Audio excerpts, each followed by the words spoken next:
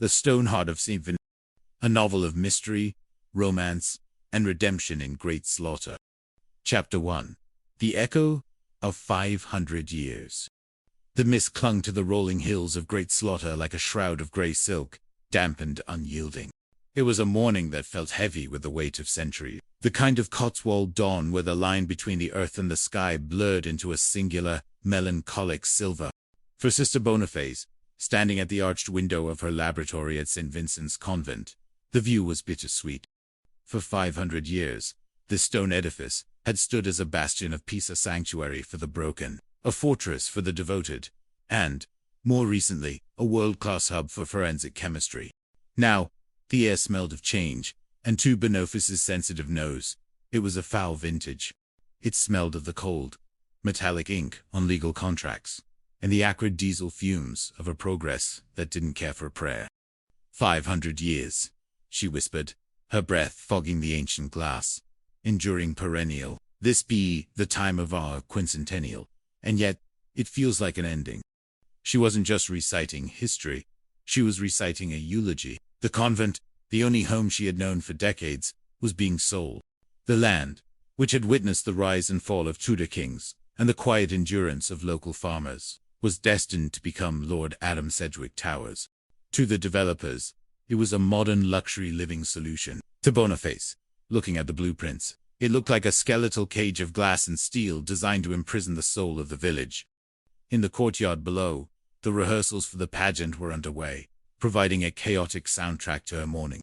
Miss Thimble, the town's most anxious music teacher, was waving her baton with a frantic energy that suggested she was trying to ward off evil spirits, rather than conduct a choir. No, no, no, no, Dottie. The voice of Sister Peter boomed from the makeshift stage, echoing off the limestone walls. Music needs to flow around my words like a river, not a flood. Dottie, do remember, your cue is the Reverend Mother symbolically handing over the key. It's a moment of dignity, not a race to the finish line. So sorry, Dottie squeaked from behind the piano, clutching her sheet music as if it were a life raft. I was worried I'd miss the dramatic pause. Sister Boniface smiled despite the ache in her chest. The pageant was Reverend Mother Adrian's idea way for the sisters to go out with their heads held high. It was an odd time to celebrate, but as the Reverend Mother often said, the Lord loves a joyful noise. Even in the midst of a storm, especially when the storm is wearing a suit and carrying a briefcase. A sharp knock at the lab door broke her reverie. Inspector Sam Gillespie stood there, looking profoundly uncomfortable in his tweed jacket. Beside him was Felix Livingston, the young, earnest sergeant, who had become like a son to the sisters. Inspector Boniface greeted them, turning from the window with a practiced mask of cheer. I assume you aren't here for a chemical analysis of the sacramental wine, though I must say, the 1962 vintage is surprisingly robust. Sam sighed, rubbing the back of his neck. He looked tired, the kind of tiredness that comes from seeing a world you love slowly being dissolved. Lord Sedgwick is here, sister, and that fellow they've brought a model of the proposed development. They want it on stage for the speeches tomorrow, a vision of the future, they call it. A model of our demise, Boniface noted dryly. It's progress, they say, Felix added, though his tone suggested he was quoting a textbook he found particularly distasteful. They descended to the main hall, where the air was thick with the tension of a funeral. Lord Matthew Sedgwick, the current Earl, stood by a draped object. He looked older than his years, his face a map of hidden debts and inherited burdens. Beside him stood Ronnie Powell, a developer with a shark-like grin and eyes that seemed to be calculating the square footage of the chapel's altar. Ah, Sister Boniface, Lord Matthew said, his voice strained. I know this is difficult. My father loved St. Vincent's dearly. I just wish, well, circumstances being what they are. Circumstances usually involve a lack of imagination, my Lord Boniface replied gently, her eyes meeting his. Matthew looked away first. Suddenly, the heavy oak doors swung open. A woman entered with the stride of someone who owned the world, or at least intended to edit it. She was dressed in sharp London fashion, a camera slung over her shoulder and a notebook tucked under her arm. Ruth, Sam gasped, his entire posture changing in a heartbeat. In the flesh, Sam, or as much flesh as a journalist is allowed these days, Ruth Penny replied, her eyes sparkling with a familiar, dangerous mischief.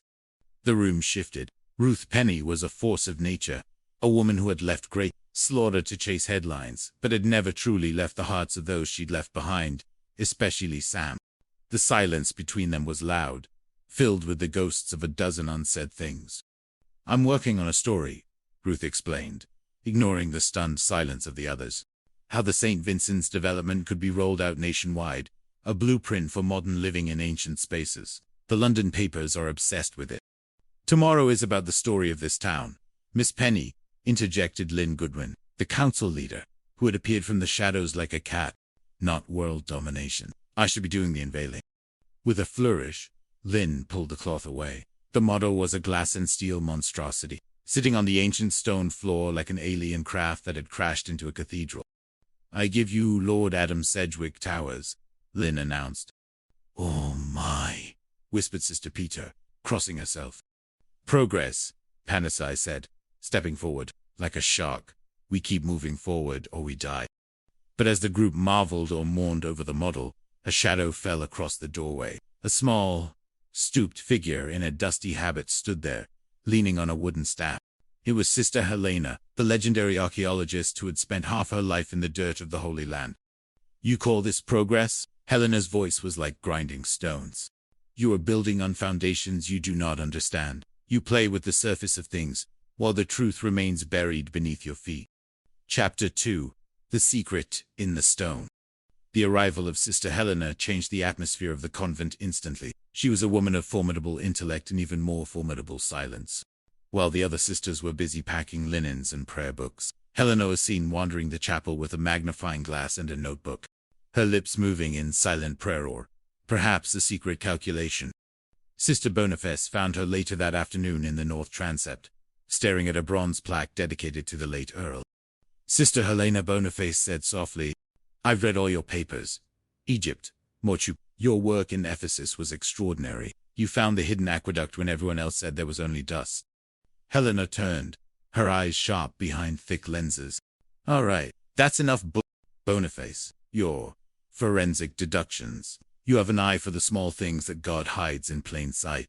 Most people look at the world and see a forest. You and I, we see the veins in the leaves." "Golly," Boniface blushed. "But why are you here now? You examined this chapel years ago." Helena leaned in, her voice a conspiratorial whisper that smelled of old parchment and mint. "The Lord works in mysterious ways." "Sister, did I miss something then? Perhaps. Or perhaps it wasn't time for it to be found. But now, with the wolves at the gate, we shall speak further at dinner. There is a weight in this stone, Boniface, a weight that needs to be lifted." But dinner would never come for Sister Helena. The evening was a blur of activity. The town was buzzing with the news of the sale. At the local pub, the Stag and Hound, the talk was divided. Some welcomed the new jobs the development promised, while others felt the soul of Great Slaughter was being sold for 30 pieces of silver. In the dark room of the convent, Peggy, the young civilian assistant at the police station, was helping Sister Boniface develop some archival photos. Peggy looked up, her hands stained with developer fluid. "I'm going to miss this, Sister," Peggy said. "The cases, the mysteries, the way you always see the truth when everyone else is just looking at the clutter." "The truth is always there," Peggy Boniface replied, watching a photo of the 1920s choir slowly materialize in the chemical bath. "It's just that people are very good at standing in front of it. They use their egos as a screen." A frantic knocking interrupted them. It was Sister Peter, her face pale, her breath coming in short, jagged gasps. "Boniface, come quickly. It's Helena in the chapel." They ran. The corridors felt longer than usual, the shadows of the vaulted ceilings stretching out like reaching fingers. The air in the chapel was cold, smelling of extinguished beeswax and ancient dust. There, at the foot of the altar, lay Sister Helena. Her staff was broken beside her. Her eyes, which had seen the wonders of the ancient world, were fixed on the vaulted ceiling, sightless. Inspector Gillespie arrived minutes later. He knelt beside the body, his professional detachment struggling against the personal grief of seeing a member of the St. Vincent family fallen. He reached out, his fingers hovering over Helena's pulse point, though he already knew. "Blunt force trauma to the back of the head," Sam muttered, his voice thick. "She never saw it coming. Ambushed in the house of the Lord. Boniface knelt on the other side. She didn't look at the wound yet. She looked at the habit. Her eyes scanned the dark